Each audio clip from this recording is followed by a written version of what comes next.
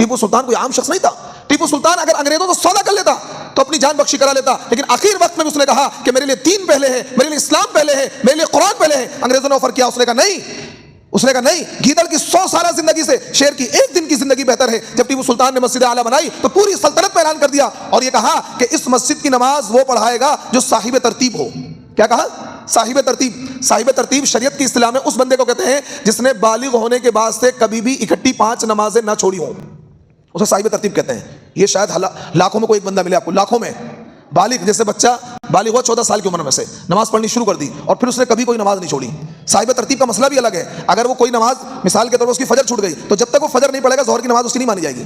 پہلے فجر پڑھے پھر ظہر. اگر ظہر کی جماعت بھی کھڑی ہے, جماعت سلام پھرنے والا ہے, پہلے فجر پڑھے گا جبھی اس کی ظہر کی نماز ادا ہوگی. صاحب ترتیب کوئی ہوتا ہے جس نے بالغ ہونے کے بعد سے کبھی اکٹھی, جیسے ہی اکٹھی 5 نمازیں اس کی چھوٹ گئی تو اس کی وہ صاحب ترتیب نہیں رہے گا, صاحب ترتیب نہیں کہلائے گا. تو شرعی مسئلہ اس کے لیے الگ ہے. تو ٹیپو سلطان نے اپنی سلطنت اعلان کیا کہ مسجد اعلیٰ, مسجد اقصیٰ کے نقشے پر بنوائی تھی انہوں نے, جو فلسطین کے اندر ہے, اور یہ کہا اس کی سب سے پہلی نماز وہ پڑھائے گا جو صاحب ترتیب ہو. بڑے بڑے لوگ اکٹھے ہوئے, علماء, صلحاء, اولیاء اللہ, کسی کی ہمت نہیں کہ آگے بڑھیں. کیوں؟ صاحب ترتیب کوئی تھا ہی نہیں.